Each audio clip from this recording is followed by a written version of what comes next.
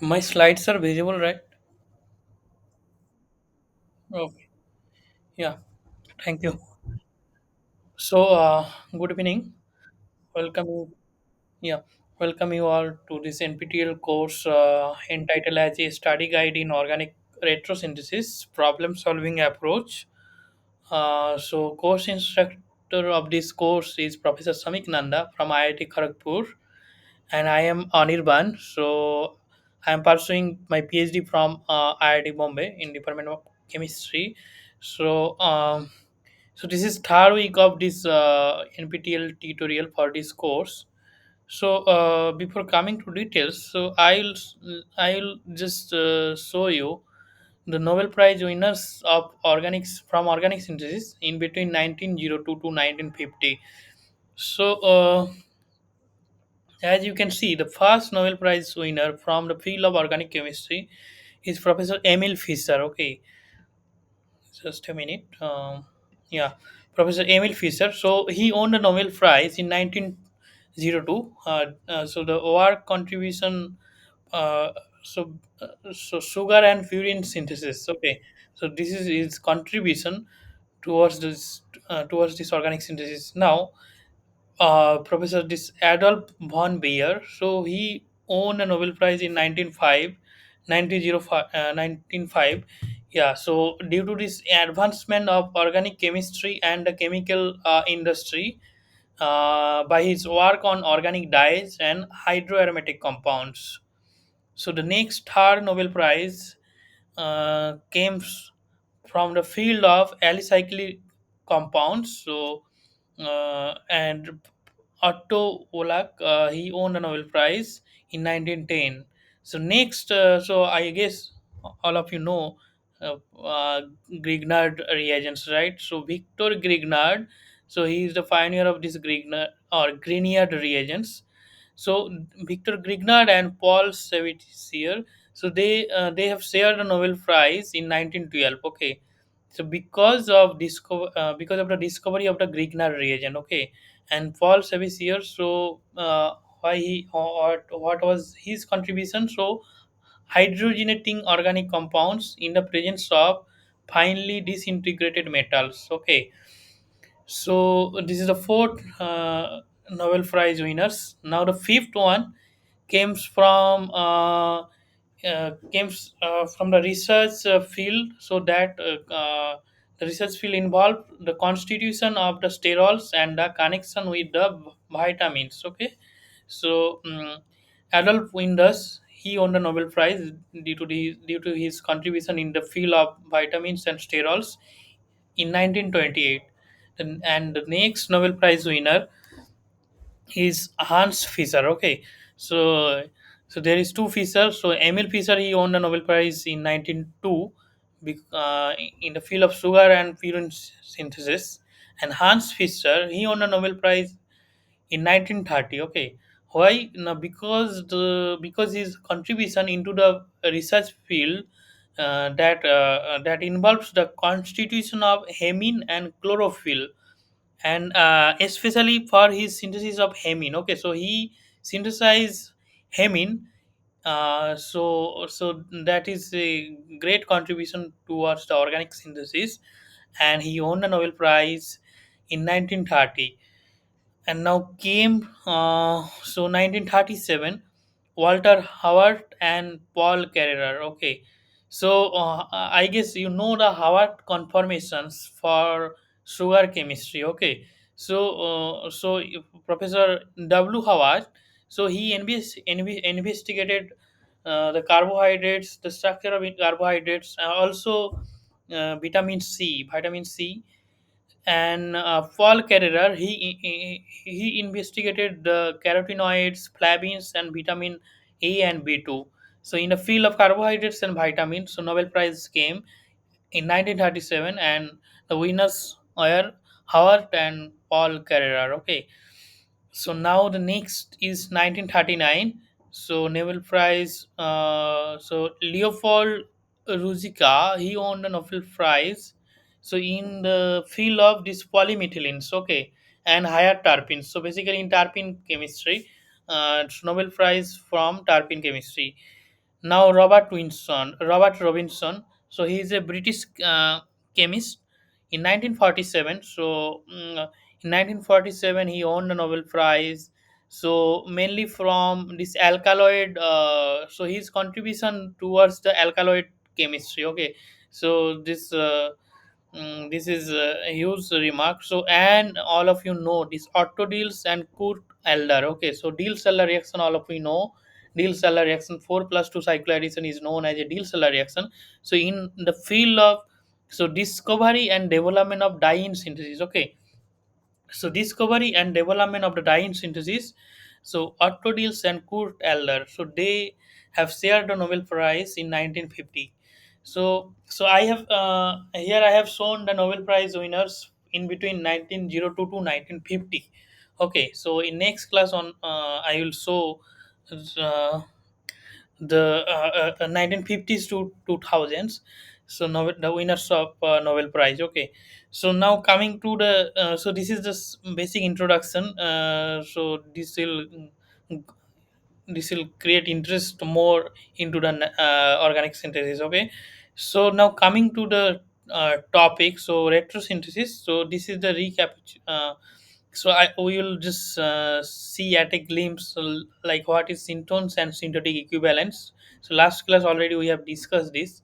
So basically, if you we break any CC bond, so like, so this is an molecule, right? So this is carbocyclic molecule.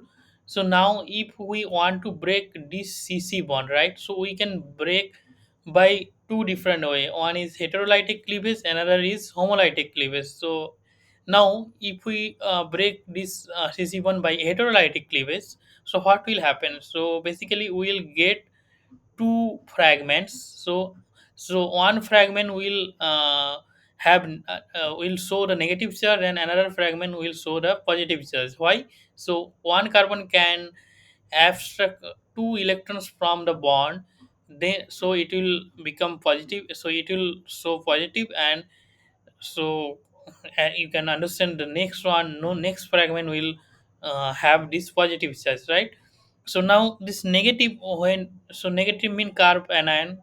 Okay, so carb anion mean it is donor syntone, so it can donate its electron. So it is called syntone and it is a donor syntone.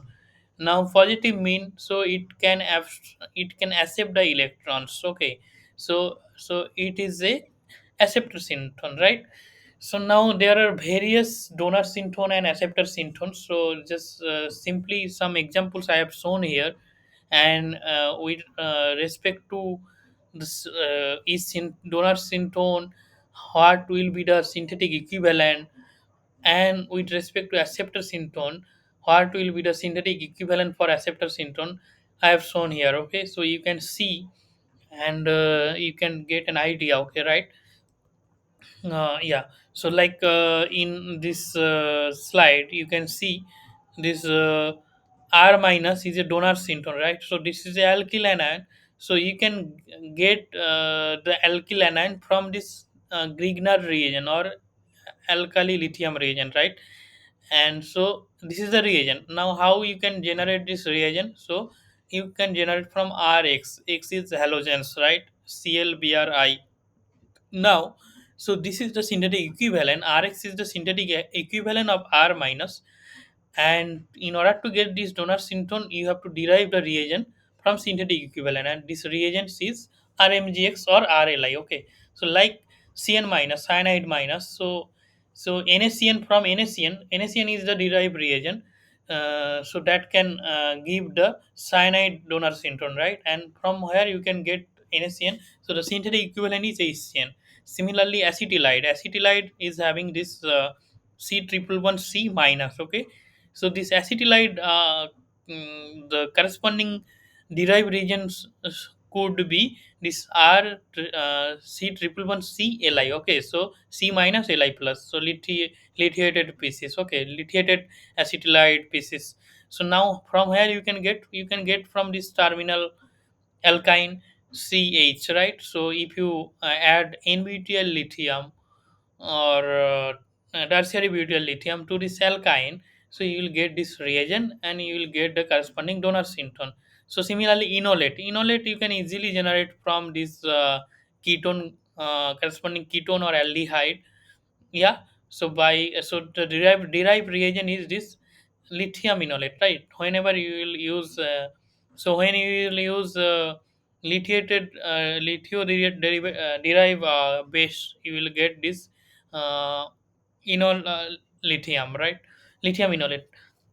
So this elide, how you can get elide, you can get from this oitic salt, and this oitic salt how you can get. So the synthetic equivalent is this halide, CX. Okay, so if you treat this halide with PPH3, you can get this oitic salt, and if you treat this oitic salt with base, then you will get this elide. Okay, similarly this alpha nitroan and the donor syntone, from where you can get this nitroalkane. Okay, so this is the donor syntone, and the corresponding synthetic equivalent is this nitroalkane.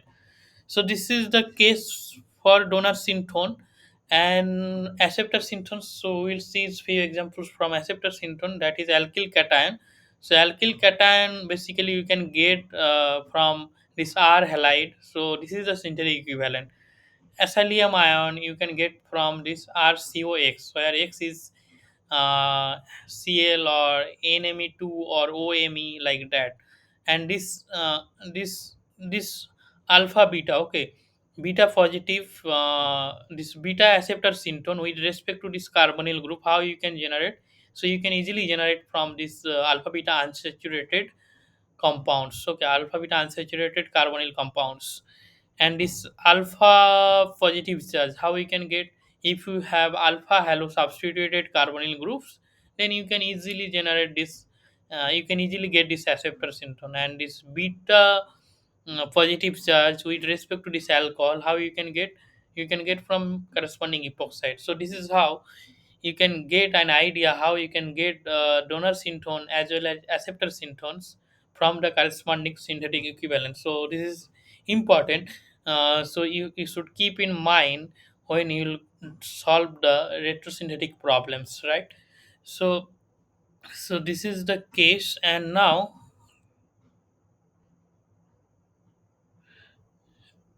on the next slide, so we will see the retrosynthetic analysis for this compound, right? So retrosynthetic analysis for this compound, if you see this molecule, so what it is having, so it is a 6 6 fuse ring, and the left hand side it is having the alpha beta unsaturated ketone. Okay, and you have another ester in ring junction, right? So this is a fuse 6 6 fuse ring, and you are having the alpha beta unsaturation uh, with respect to this ketone.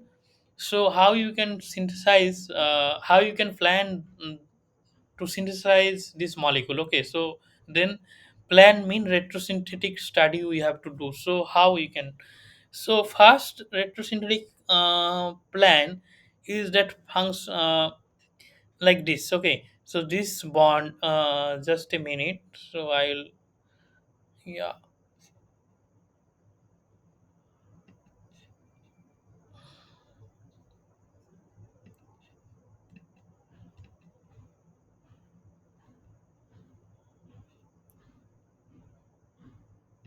Yeah. So first this CC1 disconnection approach. Okay. So this CC1 disconnection approach, if we think, then what will be the possibility? Okay. So this is alpha beta unsaturated carbonyl compound, right? So we can think about aldol reaction. Okay, aldol reaction followed by dehydration. Okay, if we think about aldol reaction, then what will happen? So we can think about this beta hydroxy alpha beta, so it is unsaturation. Now we can think this beta alcohol here. Okay, this beta alcohol here. So if you do dehydration step, then you will get this alpha beta unsaturated compound. So basically you have to do a aldol reaction, you have to carry out an aldol reaction. So aldol reaction mean you can have these two carbonyl compounds. So this is COCH3 this side, and this is another carbonyl compound. Okay, so basically base will abstract proton from this side, and then normal aldol condensation to get this corresponding beta hydroxy alcohol, then dehydration, you can get this compound, right? So the next disconnection approach, what could be? So we can think about, so this CC1 disconnection, okay, this CC1 disconnection. So if this CC1 disconnection, we are just a minute.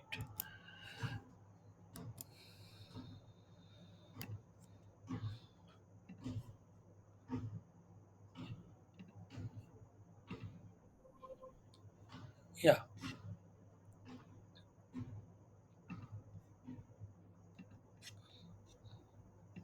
my slides are visible, right? Okay. Yeah. So the next is this CC1 disconnection we are thinking.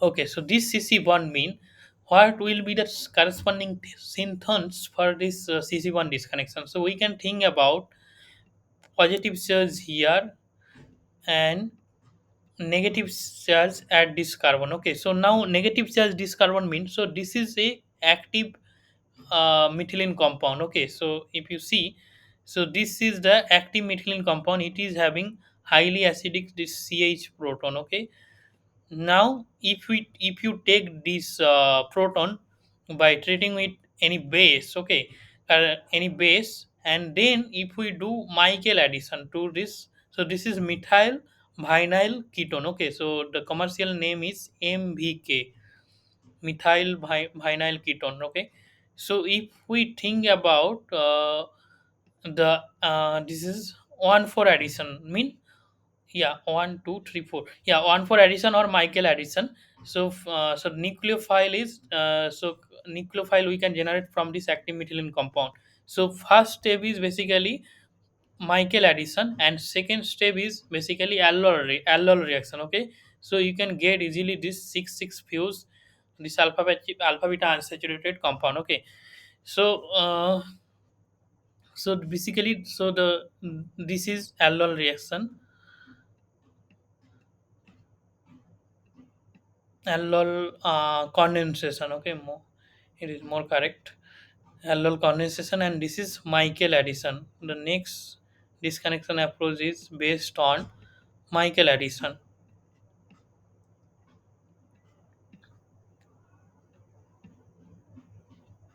Right.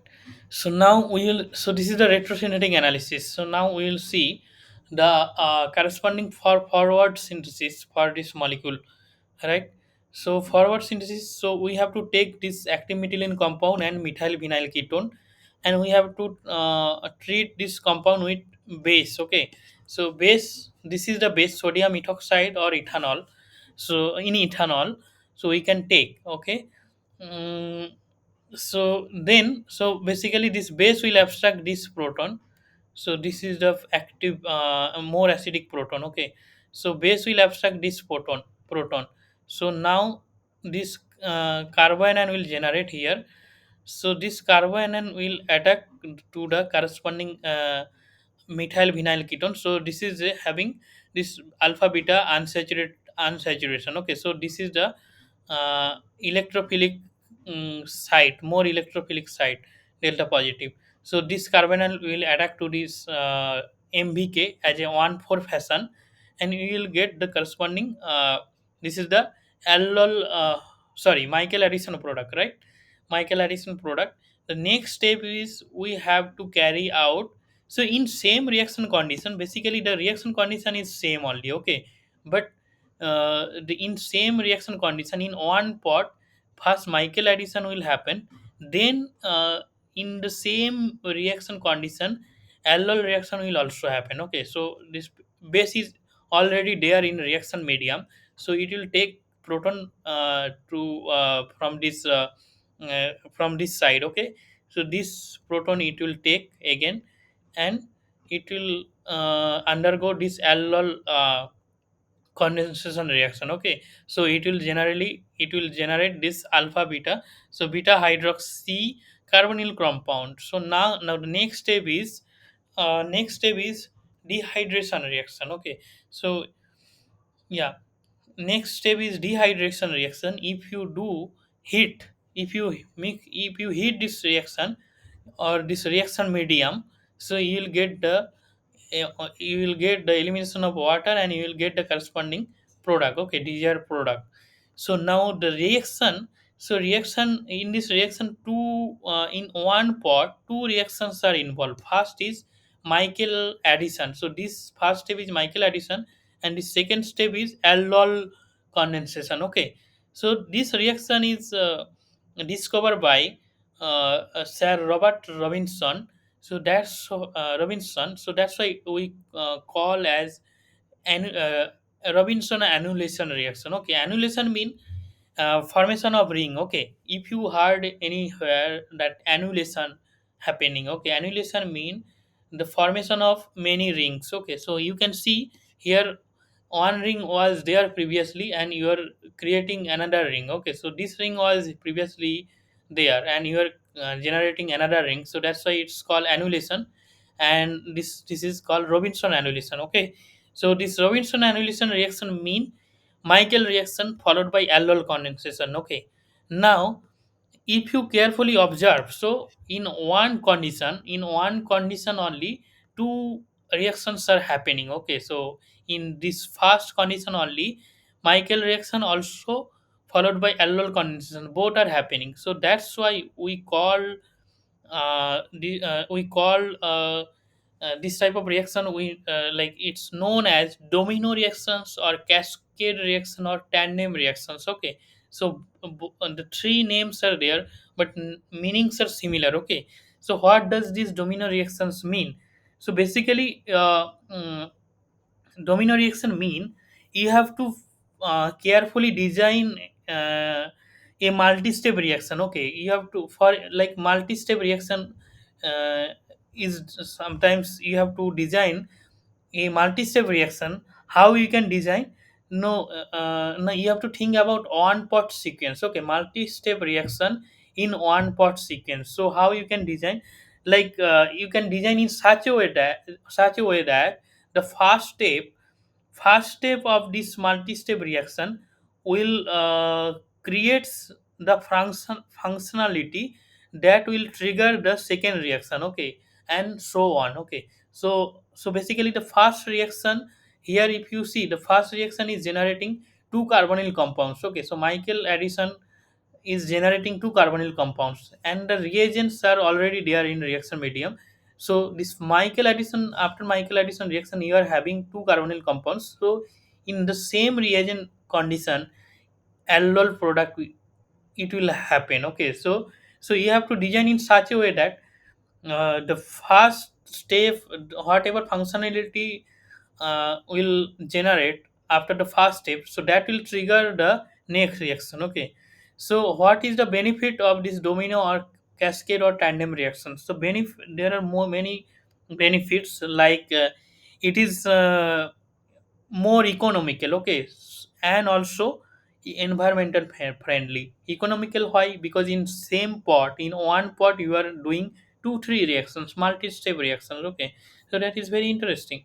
So it is highly economical and also environmental friendly. Okay, so this is the, so Robinson annulation is an example of this domino or cascade or tandem reactions. Okay, so now you got an idea about this type of reactions. So now, so we'll see the next problem for retrosynthesis. Okay, so this is a simple molecule. Okay, so this is cyclohexanone. Okay, so six member cyclic ketone, cyclohexanone. So how you can plan the synthesis for this molecule? How you can think? So basically you can think like so here the functional group is this carbonyl group, right? So this is the functional group CO. So how you can do, think of retrosynthetic CC1 disconnection? So you can think about this CC1 disconnection. Okay, so this CC1 disconnection, what will happen? Also this CC1 disconnection. Okay, so both CC1 disconnection mean we were thinking ki this carbon should be a delta positive charge and this carbon should be a delta positive charge, and this carbonyl carbon, so that will be nucleophile, so that can act as a nucleophile. So that means carbonyl compounds you want as a nucleophile mean you have to think about Ompulang chemistry. Okay, so basically Ompulang already we have discussed in last week. Also, Professor Saming many times discussed the Ompulang chemistry in his talks. So Ompulang, how we can generate? Okay, so basically we if we have the 1,3 diethane derivative of this formaldehyde, so we can easily generate ampulang from this compound. Like carbon ion we can easily generate by treating with base, and then if we do, so now we are having this Rx and RCl, Ri and RCl.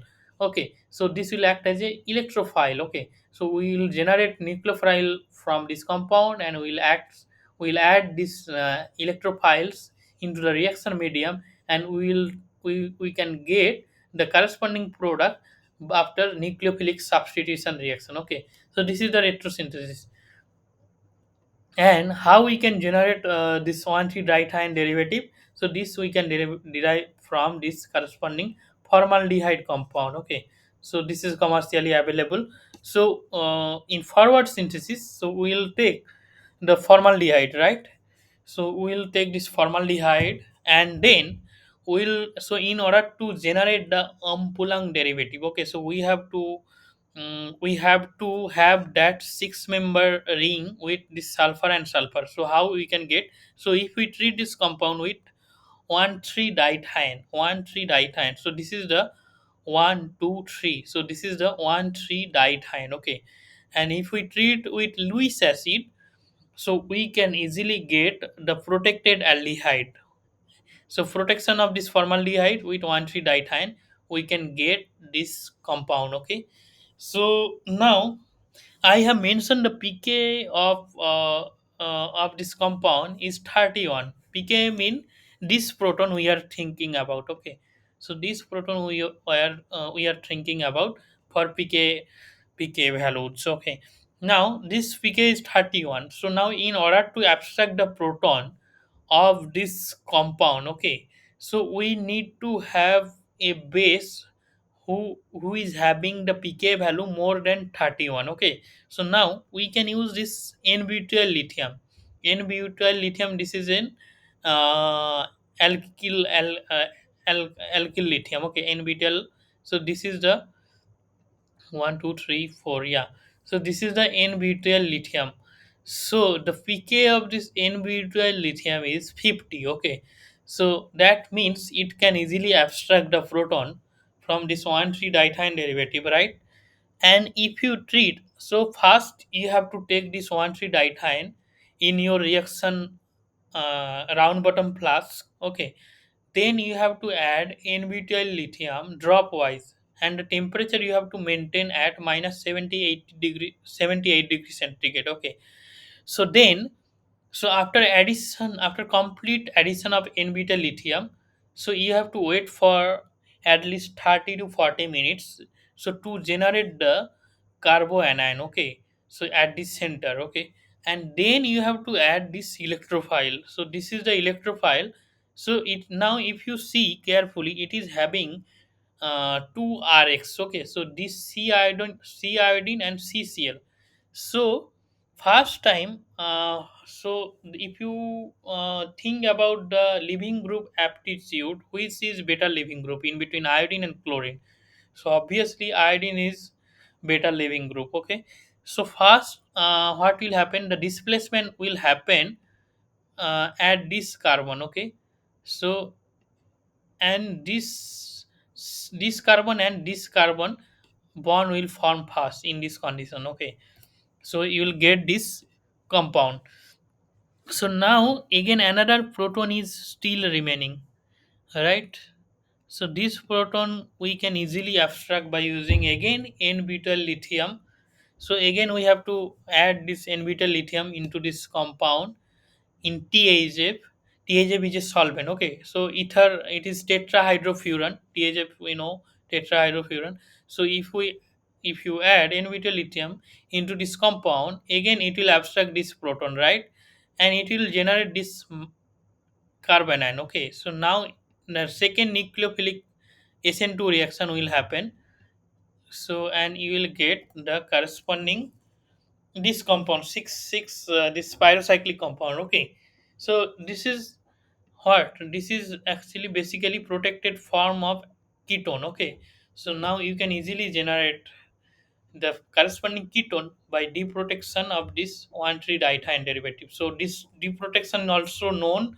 So you can use any Hg2 plus salt, Hg2 salt, and you can easily deprotect this 1,3 diethyl, and you will get the corresponding carbonyl group. So this is our target.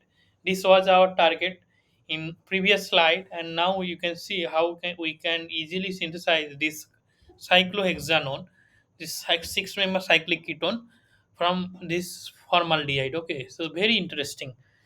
Now, so now what we will do, we'll do some other example, and we'll use the cyclohexanone as a starting material. Okay, so the next slide, if you see, so this is this compound. Okay, so this compound we will try to synthesize cyclohexanone. Okay, so how we can synthesize this molecule from cyclohexanone? Okay, no problem. First we can think about this cc1 disconnection. Okay, so if you see this alpha beta unsaturated carbonyl compound, you can easily think this double bond disconnection, so that you can get easily from aldol condensation. Okay, aldol type of condensation. So we can easily think of this cc1 disconnection via aldol condensation. So aldol condensation means first is dehydration. Okay, so this is alpha beta. So beta, so this is beta hydroxy carbonyl compound. So you can easily get from aldol condensation. So basically the next retrosynthetic arrow will be the aldol condensation. Okay, so if you do aldol condensation, you will get this beta hydroxy. So here I have mentioned the wrong retroaldol. It should be aldol. Okay, so retroaldol is wrong. So forward reaction, basically you have to do aldol reaction. Okay, that only we have to mention here. So aldol reaction. So now after aldol reaction, so we if you see, so this is 1 2 3 4 diketone type of compound. Okay, so now how we can synthesize this 1 4 diketone compound? Just a minute.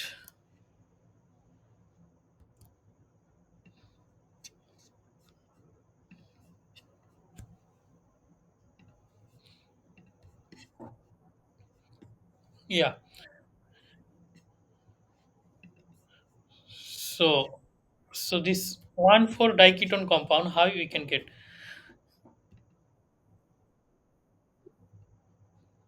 Can you please mute yourself?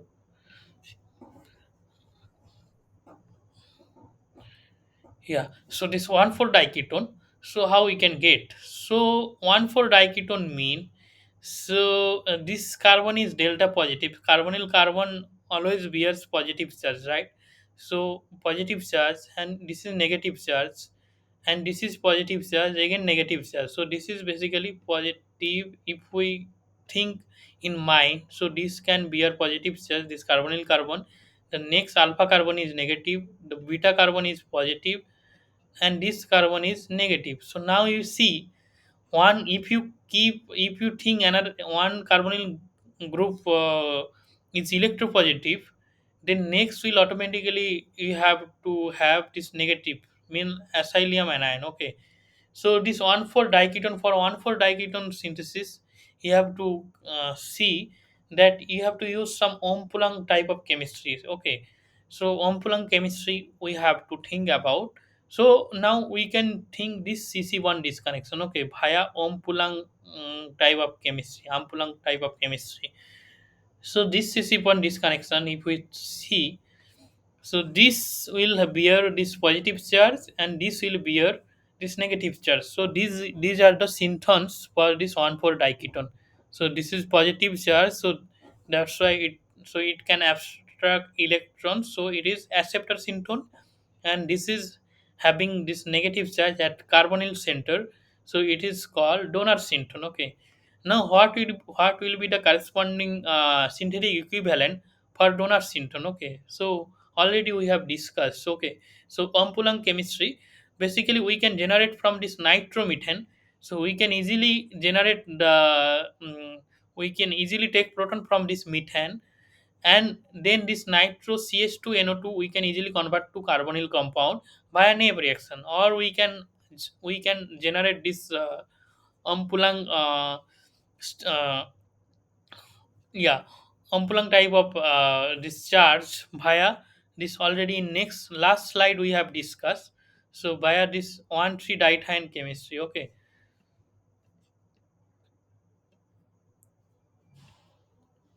yeah, 1,3 diethane chemistry we can get. Okay, this CH,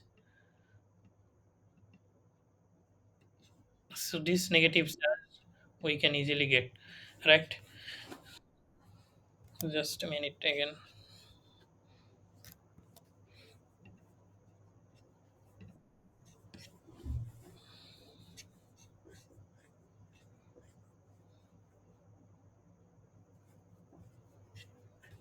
Yeah, if you have any questions, if you have any questions, you can ask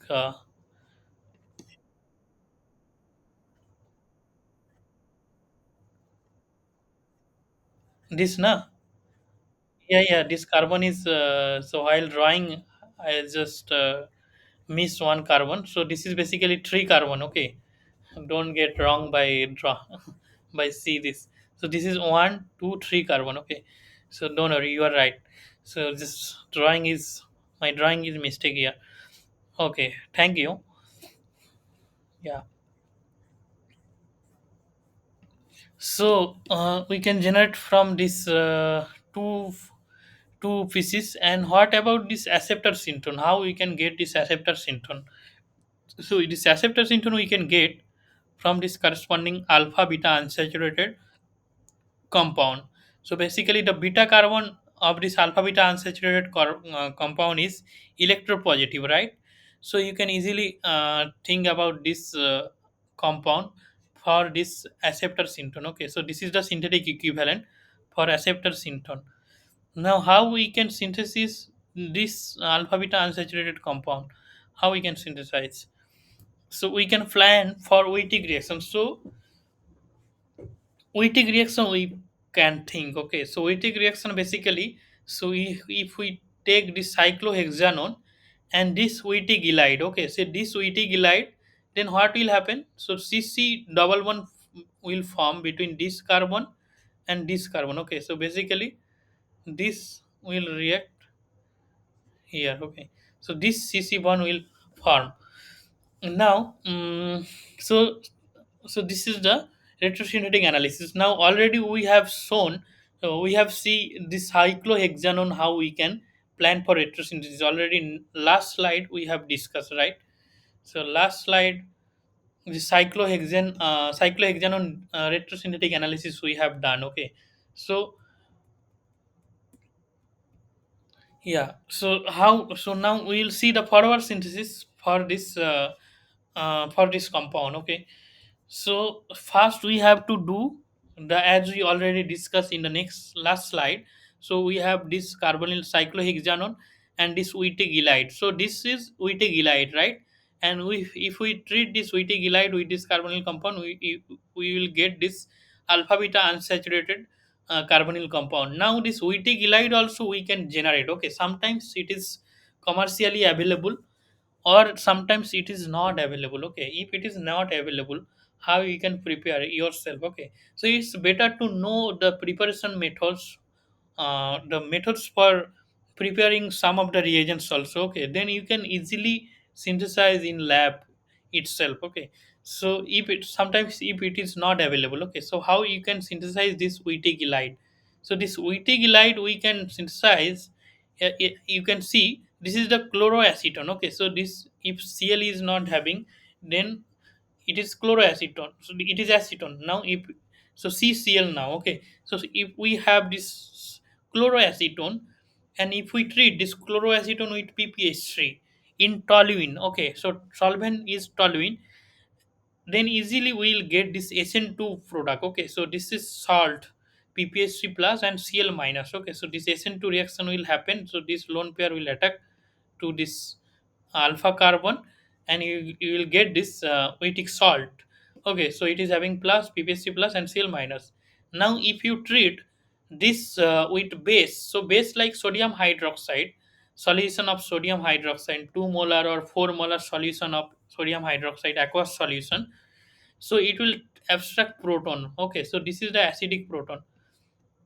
So base will abstract the acidic proton from this alpha carbon, and it will give this ylide. Okay, so this is how you can generate this, you can prepare the wheatic ylide. Okay, so this is wheatic ylide, and if so after getting this wheatic ylide you can treat this with cyclohexanone and you will get this wheatic product, so double one. Okay, so this double one is basically alpha beta unsaturated compound.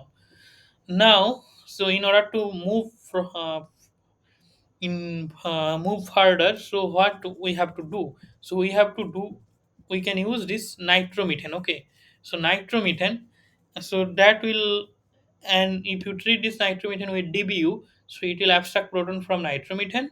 So this ch2 minus, okay, this ch2 minus it will generate. Now this will act as a nucleophile to the beta carbon. Okay, of this alpha beta unsaturated compound. So basically this is a Michael addition. Okay, Michael addition or 1,4 addition, 1,4 addition, right?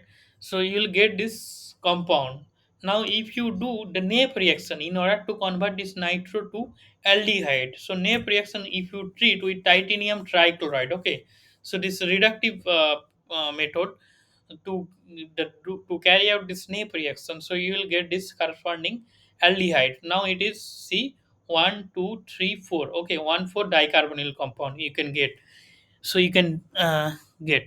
Now I will see another methods how you can get this same compound. Okay, how you can get the same compound without using any Ompulang chemistry. Okay, so Ompulang chemistry, for Ompulang chemistry we can use this nitromethane or that 1,3 diethane compound. Okay, so already discussing forward synthesis. Now without, if you like if in exam it is mentioned that without Ompulang chemistry, how you can generate the same compound from this starting material. Okay, so basically this process is same, process is different, but you are getting the same compound from same starting material. How you can think?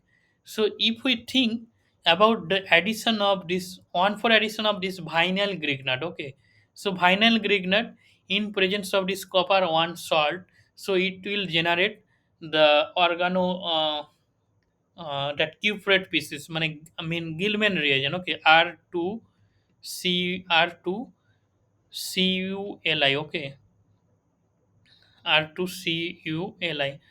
So this is the Gilman species. So if you treat Grignard reagent and with copper 1 salt, so you can easily generate that Gilman species. Okay.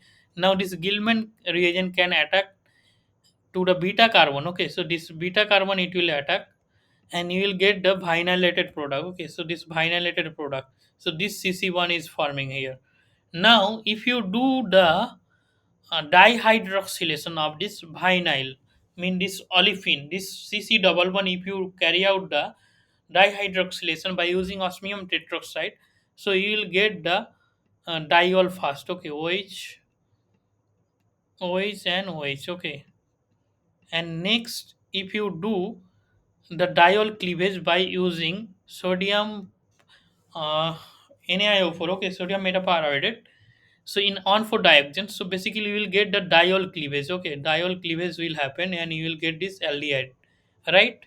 So also I have so you can see how you can get the same compound from the same starting material via two different routes. Okay, so now the name is the particular name for this reaction is known as Lemux Johnson oxidation. Okay, so basically what is this reaction? So if you have olefin, then if you treat this olefin with osmium tetroxide to get the corresponding 1,2 diol, followed by if you cleave that 1,2 diol with NaIO4, and you will get the corresponding aldehyde. So this reaction sequence, first osmium tetroxide then NaIO4, so both reagents if you use in same pot, and if you get olefin to this aldehyde, so the name for this reaction is Lemux Johnson oxidation. Okay, so now how we can get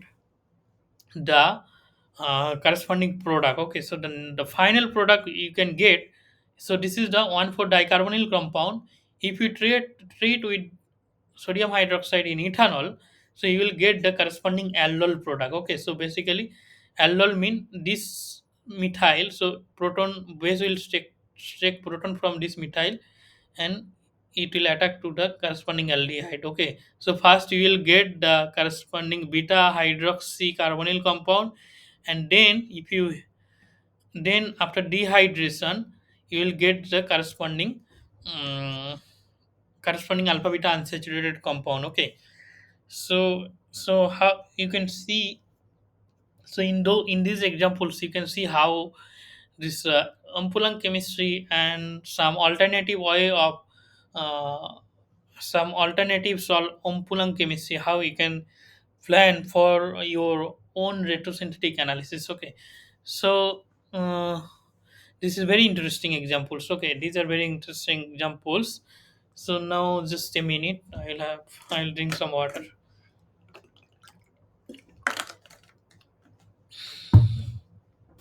Yeah, so now coming to the next slide. So what is the problem here?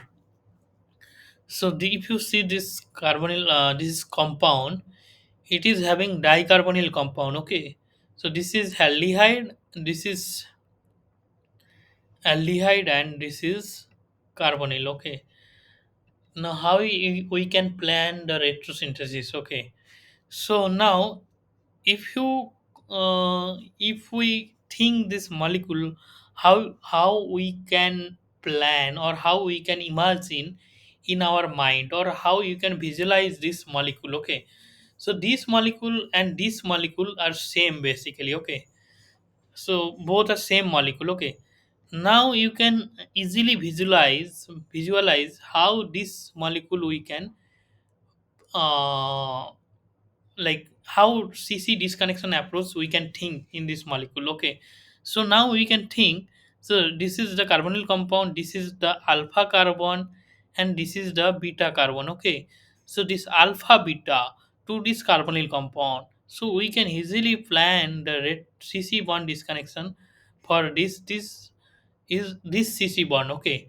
so we can think this carbon can be a positive, and this carbon can be a negative charge. So basically alpha beta unsaturated compound we can think about, and for this part we can think about ampulang chemistry. Okay, so this alpha beta unsaturated compound, so this is the synthetic equivalent for acceptor syntone, right? And what will be the synthetic equivalent for this donor syntone? So same nitromethane, already we discussed in last slide, right? So very interesting example. Yeah, so in forward synthesis, so this is the nitromethane we have to take. So now, so nitromethane we are abstracting proton, right? So we will treat this nitromethane with base, and that base will abstract proton. So for this type of reaction we should know the basicity, the pK values for the corresponding acids, and pK value for the corresponding acids of corresponding conjugate acid of bases also. Okay, so this pK value you should know, otherwise you don't know which base you will use in your reaction. Okay, so this pK value for this nitromethane is around 10. Okay, if it is nitroethane, so for nitromethane it is 10. If it is nitroethane, the pK value is 8.5. So basically you can, so the pK value for nitroethane is 8.5. So you can think the decrease of pK value for nitroethane. So that is quite obvious, because this extra alkyl group methyl have plus I effect, and due to this plus I effect, so the acidity of this carbon will the proton of at this carbon will get decreased. Okay, so nitroethane pK value is 8.5, so nitromethane pK value is 10. So for to abstract the proton from nitromethane, uh, you have to use the base which is having pK value more than this base. Okay, pK value of base mean we are thinking the pK value of their conjugate acids. Okay, so in general we will see, we will say ki pK value of base. Okay, but that does not make any sense. So pK value of base mean we are telling about the pK value of the corresponding conjugate acids. Okay, so pK value of nitromethane is 10. So we have to use the base which is having the pK value more than 10. Okay, so we can use sodium methoxide. Okay, so that methoxide or ethoxide, that pK value of corresponding conjugate acid is almost 15 or 16, right? So we can use, so this base is sufficient to abstract this proton from nitromethane. Okay, so this nitromethane, and we take sodium methoxide in methanol, we can easily get, yeah, we can easily abstract the proton from here. So we can generate the carboanion. Okay, now if we treat this carboanion with this alpha beta unsaturated compound, so this carboanion will attack to the beta carbon of this unsaturated compound, right? So beta carbon is more electropositive, so we will get the corresponding product, right? So you get the 1,4 addition product or Michael addition product. So this is the Michael addition product. Michael, yeah, Michael addition product or 1,4 addition product. Now the next step is basically you have to do the NAF reaction. Okay, NAF reaction already we have told about, do we have discussed. If we treat with titanium trichloride in water, we'll get the corresponding nitro 2 and this aldehyde. Okay, so this was our target in retrosynthetic analysis in last slide. So now in this slide we see how we can carry out the reactions to get this TGR product. Okay, so I guess you have get an idea about NAF reactions or Ampulang chemistry. Okay, so the next slide.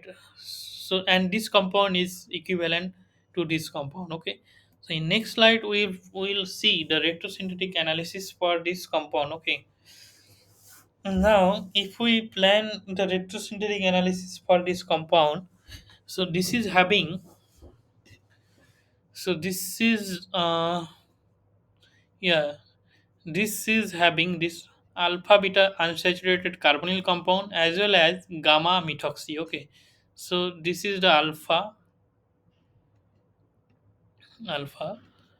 this is the beta carbon, and this is the gamma carbon. So where are the substituents? So in at gamma carbon we have this O methoxy, and alpha beta is having double bond unsaturation and this carbonyl compound. Okay, so we'll plan the retrosynthetic analysis or forward synthesis from this alpha beta unsaturated cyclohexenone. Okay, so this is basically cyclohexenone. So how we can plan, yeah, we will see in forward synthesis. Yeah, just a minute.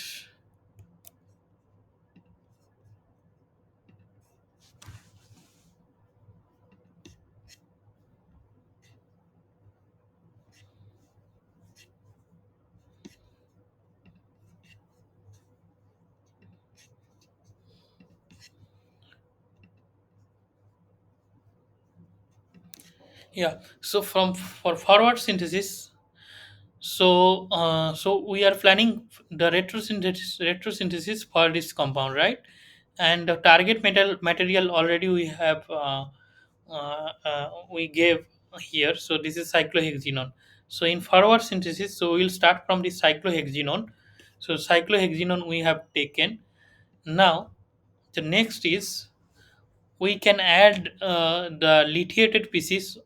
So this on 3 diethane derivative. Okay, so basically ampulang chemistry. Okay, so this is basically uh, acetaldehyde, right?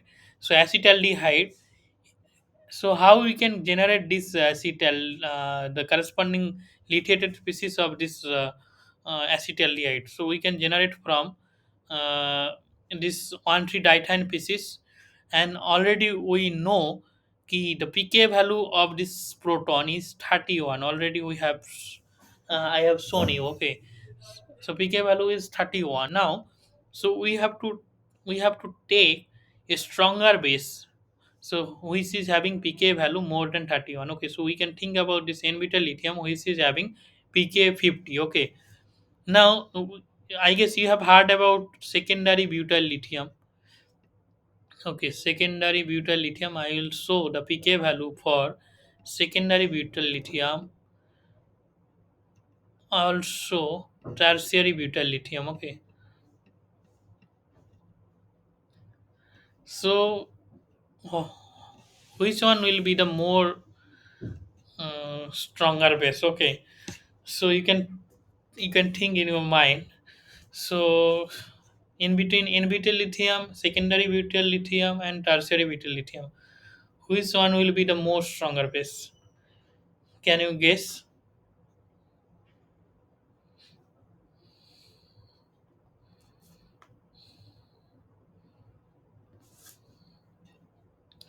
Okay, no problem. The pK value of n butyl lithium is 50. I'll mention the pK value of secondary butyl lithium, that is 51. Okay, and tertiary butyl lithium, that is 53. 53, the corresponding pK value of secondary butyl lithium and tertiary butyl lithium. So by seeing this pK value, you can clearly think that tertiary butyl lithium is more strong base than secondary butyl lithium than n butyl lithium. Okay, now here n butyl lithium is okay, because to handle secondary butyl lithium and tertiary butyl lithium is quite challenging. Okay, those are more stronger base, so in presence of moisture it can create like explosive kind of things. Okay, so first we can generate this lithiated species from this 1,3 diethane by treating with this with n-butyl lithium, right?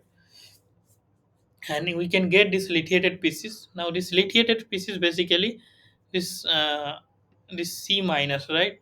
So this C minus will attack now. Now if you see, it is having two electrophilic centers. So this cyclohexenone is having two electrophilic centers, right? So first one is this 1 2, and second one is this 1 2 3 4 4. So this center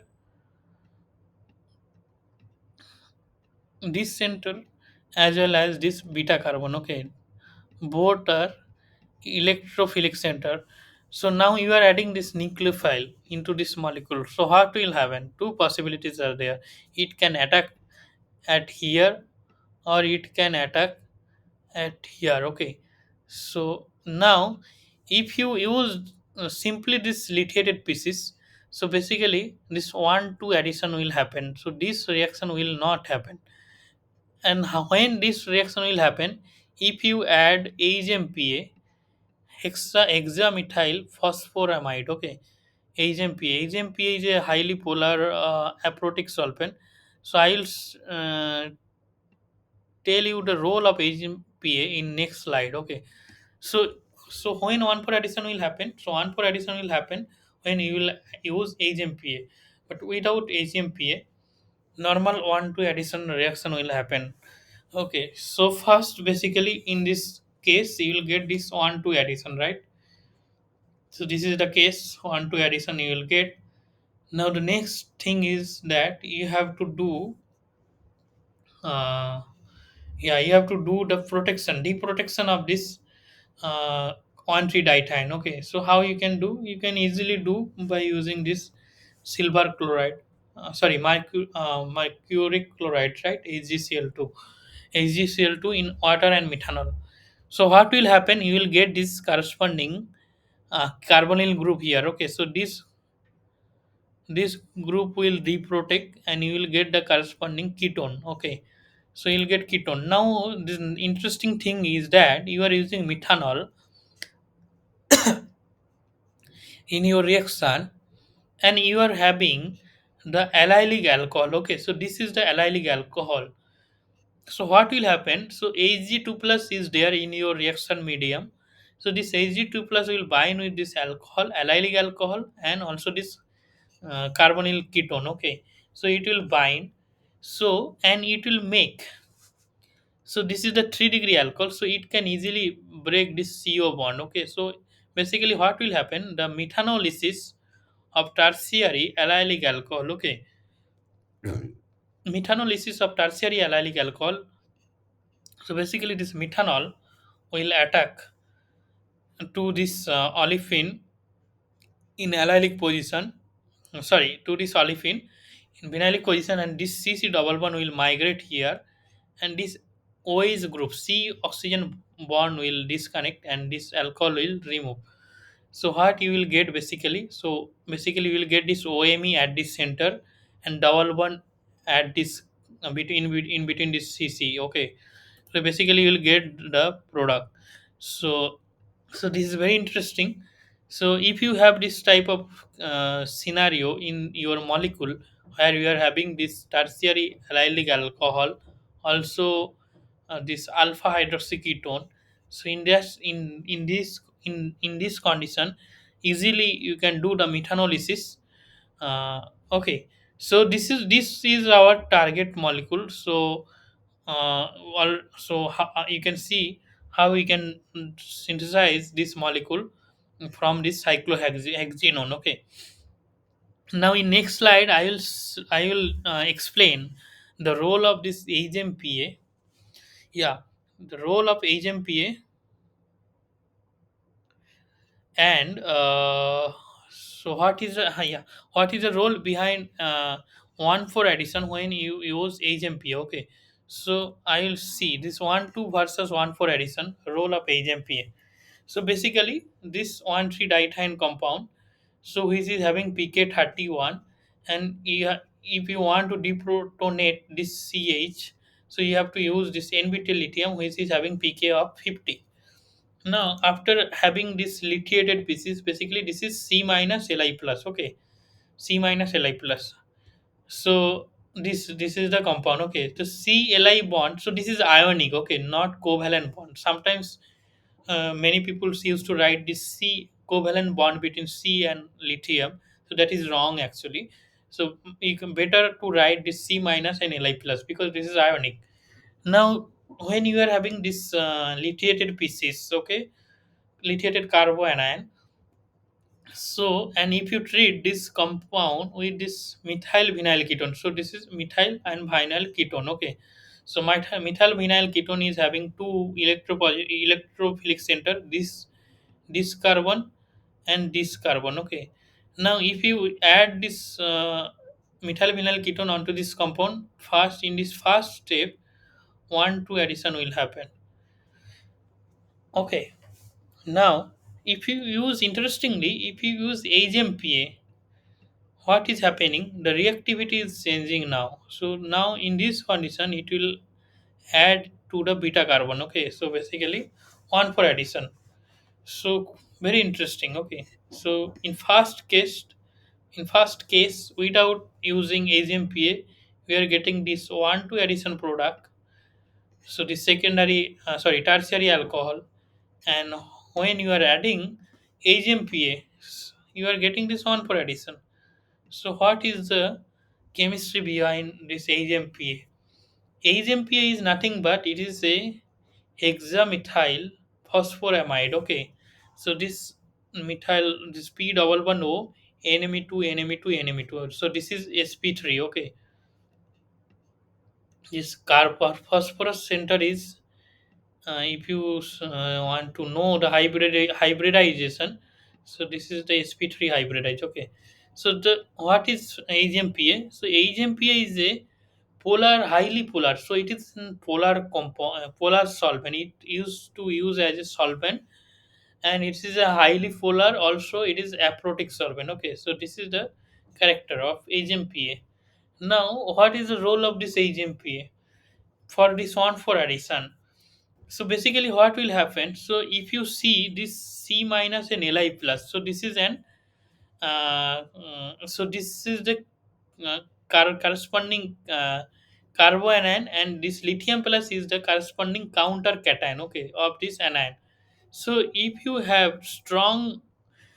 you don't separate this cation and anion, then normally this 1 2 addition will happen. Now if you separate this carbanion and lithium plus, this plus and minus, this cation and anion, if you separate, okay, then what will happen, this carbanion will acts as a, so the nucleophilicity of this carbanion will enhance, okay, increase. So that time it will undergo 1 for addition, okay. So how you can separate this C minus and Li plus? So there are mm, many solvents or many coordinating agents, so like HMPA. How, what will happen? So this HMPA, so this is the HMPA, so it will coordinate lithium plus basically. So by coordinating this lithium plus, it is making this carbanion free, okay. So that's why the nucleophilicity of carbanion become more, okay. So it can easily as a adds at the beta carbon, okay. So this is the role of HMPA in 1,4 addition reaction for this 1,3 diethyne case, okay.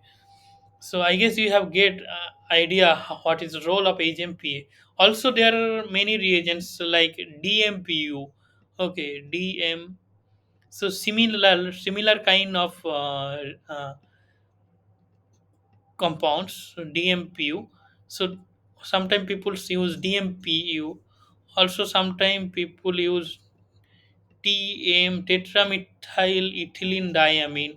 So the role is same. Okay, so compounds are different or reagents are different, but the role behind this is same, okay. So both DMPU, TMEDA or HMPA, it will basically solvates the cation, okay, lithium plus.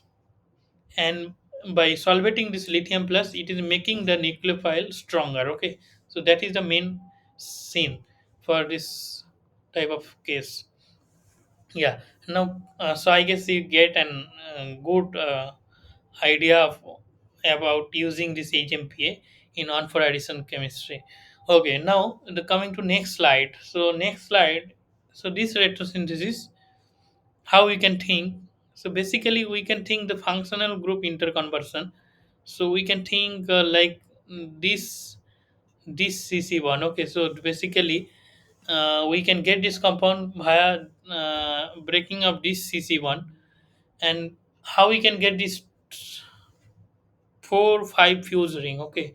So if we can generate the corresponding enolate, okay, this enolate OH, and if we do photo catalyze 2 plus 2, okay, then you can get this 4 member ring, okay.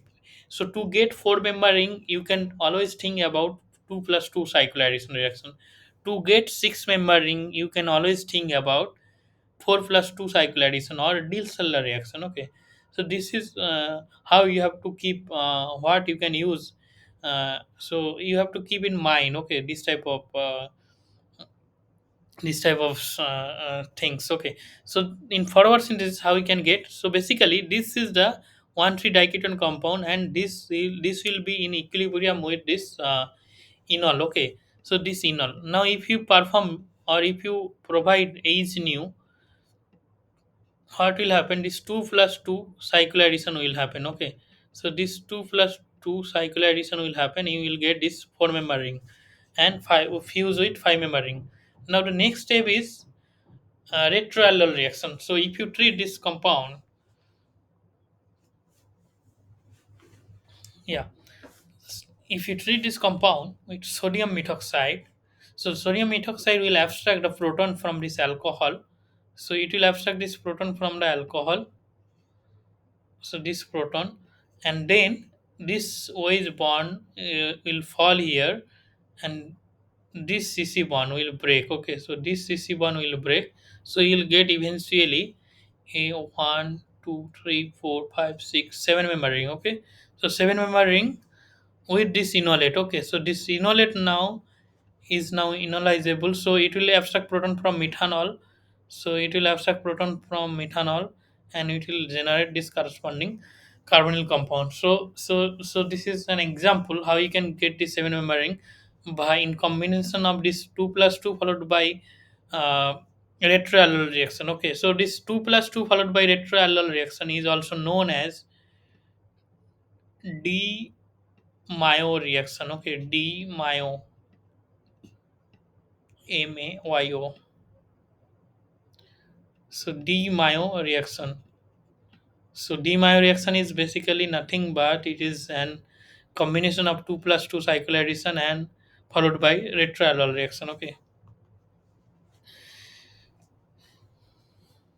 yeah, just a minute.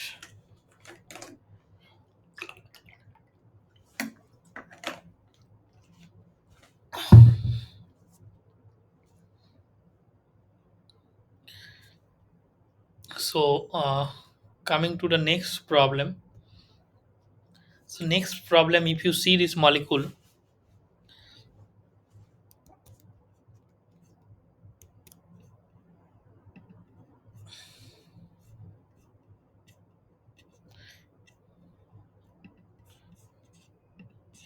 yeah. So if you see this molecule, so this is a 5 5 fuse.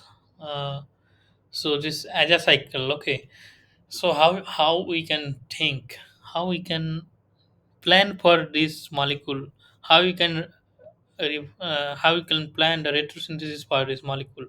So basically, if we think about this CC1 disconnection. Okay, so if we think about this CC1 disconnection, so what will be the corresponding synthons? Okay, so it is an intramolecular disconnection. So you will get both donor synthon and acceptor synthon in same molecule. So intramolecular disconnection. So this will bear this positive charge, this carbonyl carbon, and this will bear this negative charge. Okay. Now very interesting how we can think. So basically, if we want to generate this carbonyl, if we want to abstract this proton from here, so we need to have some electron withdrawing group at this center, and which we can easily remove also. So if we have this electron withdrawing group at the center, so then we can easily generate, or we can easily abstract proton from here, and we can easily generate this carbanion, and then we can add into this electrophile.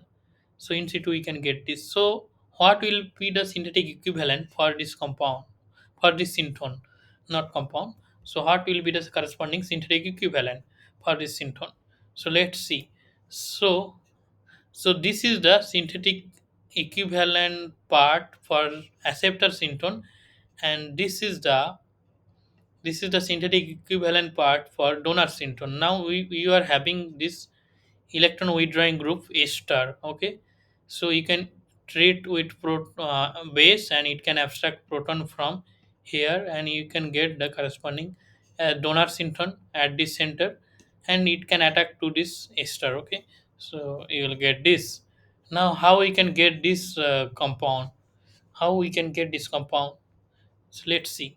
So basically, if we do this CC1 disconnection. Okay, this CC1 disconnection, then we can get this compound. So this CC1 disconnection mean this is alpha beta. So this will be your positive charge, and this nitrogen will be your negative charge, right? So basically, delta positive charge, and this is delta negative charge. Yeah. So basically it is a Michael addition reaction. Okay, so if we do Michael addition reaction, then we can get this one for addition product, and then if we do, and if we treat this diester compound with base, then we can get this compound. So let's see in forward synthesis. Yeah, in forward synthesis, so if we have this alpha beta unsaturated ester, and if we are having this compound, okay, so if we treat with base, so base will basically it will abstract this proton, right, and this nitrogen minus will, so n will be your negative charge, okay, so this nitrogen, so this minus can act as a nucleophile and adds to the beta carbon of this alpha beta unsaturated compound, okay, and you will get the corresponding this diester compound, right. So very interesting, this diester compound you will get. Now what you will do, so now again you have to treat with this base, okay, this base can abstract this proton. So, yeah, so hot sodium hydride in DME is dimethoxyethane, okay, so DME is solvent. So this is the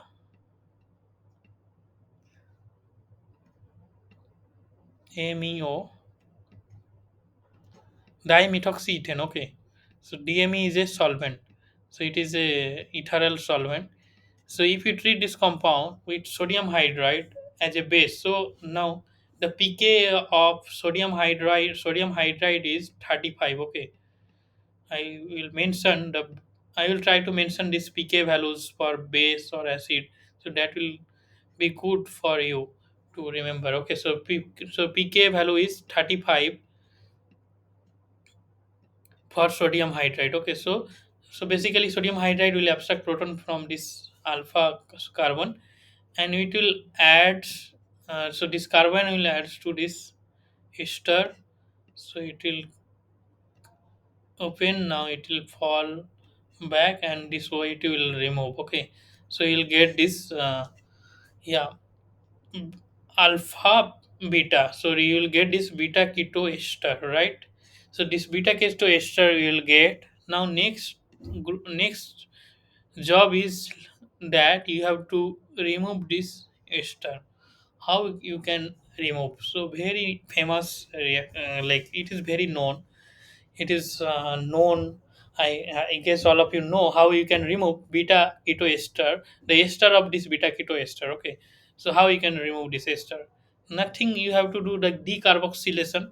So for decarboxylation you need to convert this ester to acid, corresponding acid, by doing this saponification reaction. So by treatment, the ester, if you treat with KOs in ethanol, potassium hydroxide in ethanol, so you'll get the saponification product, basically the ester hydrolysis, to get this corresponding carboxylic acid. Now it is beta keto acid, right. So beta keto ester to beta keto acid.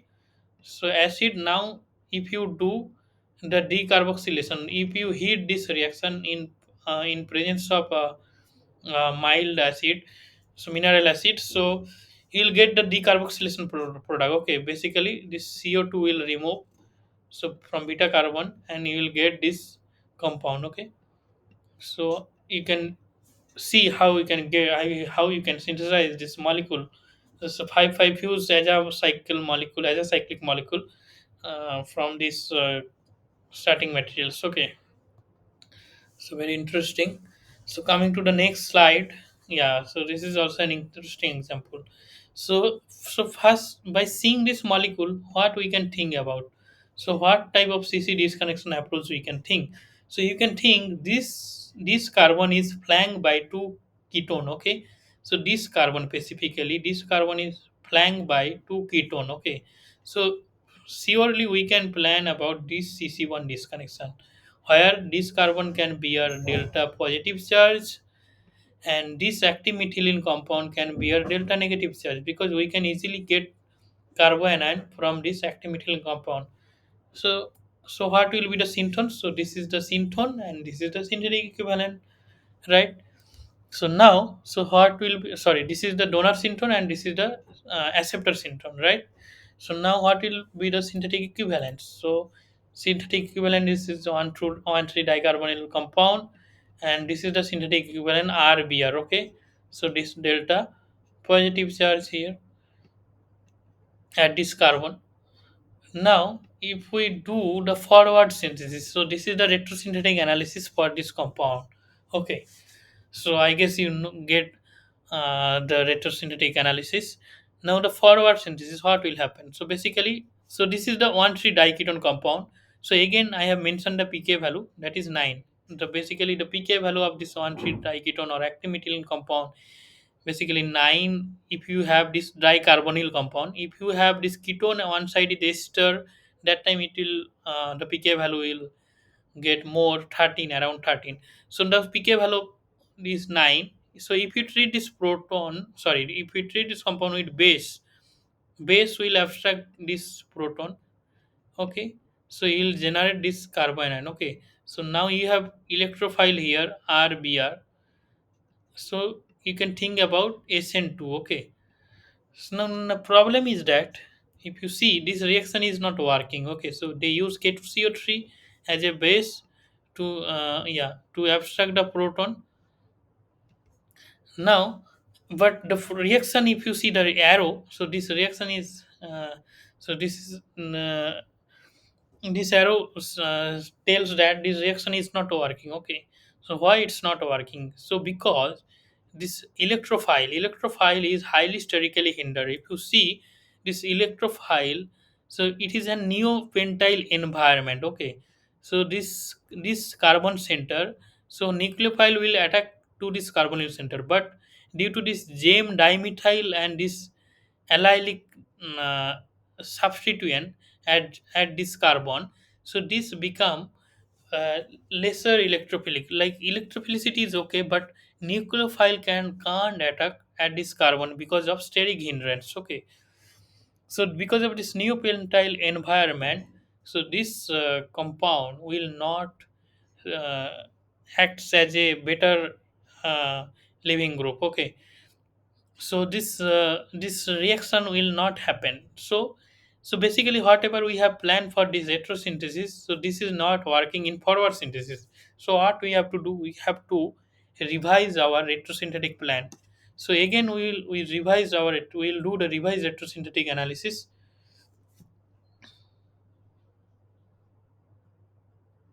Yeah, how we can plan for this again. So we can plan. So basically, this is the hydroxy alpha beta hydroxy compound. So this functional group interconversion to get this on 5 dicarbonyl. Okay, right. So now in previous analysis, we are planning to get via this CC1 disconnection approach. Right. Just a minute. Somebody wants to join.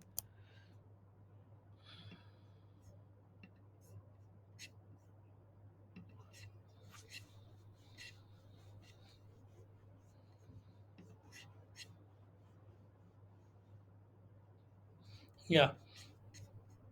So in coming to the problem. So in previous disconnection approach, in previous disconnection approach, we are planning to we plan to break this CC1, right? So now that is not working in forward synthesis. So now what we can do, what we can do, we can think about this CC1 disconnection approach, right? So this is the on 5 dicarbonyl compound. So this CC1 disconnection, if you do, so we can think this is the delta positive center and this is the delta negative, right?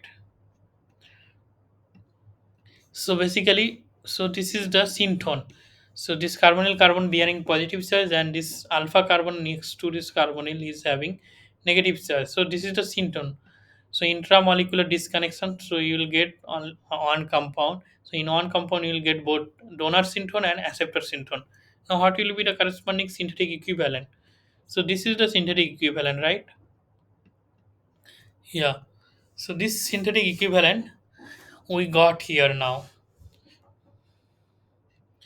So in reverse retrosynthetic analysis, so this is the starting material now, right? So now we will see the forward synthesis. In forward synthesis, what you can get.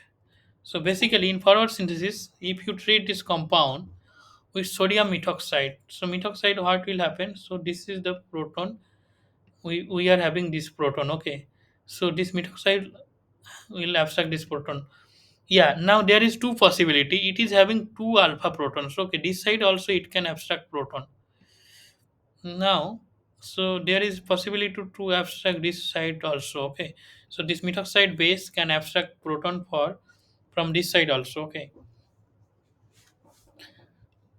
So now what will happen? So if this side proton it abstracts, then in next reaction is that this uh, this carbanion will attack to this carbonyl center. So whether it can attack here or this carbon can also attack here. Okay.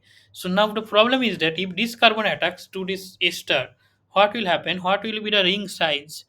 One, two, three, four. Four-member ring. Okay. So so you'll get this four-member ring.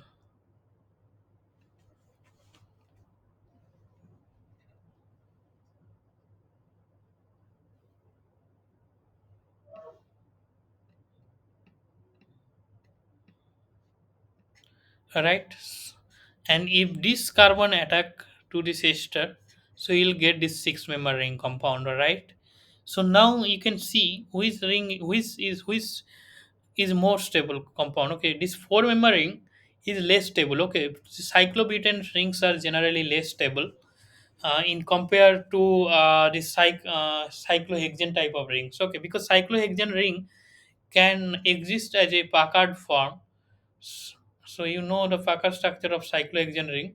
So cyclohexane can exist as a Packard form, okay, Packard conformation. Okay, so it can exists as a Packard form, so non-planar form, and it can stabilize itself. Okay, but cyclobutane, so there is it is a highly unstable molecule, not highly unstable, like it is not stable in compared to the cyclohexane ring. Okay, yeah. If we have question, you can ask.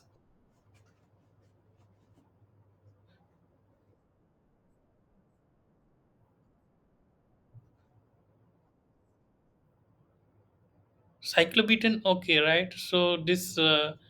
So you, I forgot the formula. So cyclobutane, yeah. So this cyclobutane mean, if you think, so cyclobutane ring, this every rings, every this carbon carbon ring, this CC bond angle should be 90 degree. Okay, but this is sp3. These carbon centers are sp3, so it will it in hybrid in point from the hybridization point of view, it should follow the 109-degree bond angle, right? But in cyclobutane, you can't provide 109 bond angle, because cyclobutane ring mean it is a square planar type of things, and it should have 90-degree bond angle. So the ring strain or angle strain is more. Okay, 109 degree minus 90 degree. So ring strain is more. But in case of this is the 120 degree, right? Cyclohexane, this angle are 120 degrees. So here ring strain is less, 120 minus 109. Ring strain is less. So that is why cyclohexane ring are more stable compared to cyclobutane ring, correct? So I guess, yeah, I guess you got answer. Yeah. So that is why this in this reaction, so proton will abstract proton from here, and now this carbon will attack to this ester. Okay. So you will get this carbonyl compound, 1,3 dicarbonyl compound. Now the next is, if you treat this 1,3 dicarbonyl compound with one equivalent of sodium borohydride. So this is symmetric carbonyl compounds, and if you treat this with one equivalent of this reducing agent, sorry, one equivalent, if you use the reducing agent one equivalent, then one of the carbonyl group will get reduced, and you will get alcohol, this alcohol or this alcohol. Anyway, you will get the corresponding your target molecule. Okay, so this target molecule TM. So I guess so we'll stop today here. So if you have any doubts, you can ask. You can feel free to ask. Okay. You have any doubts?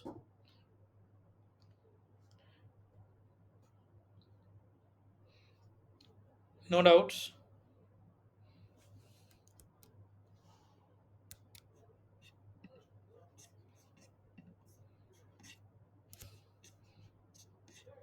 No doubts. Okay.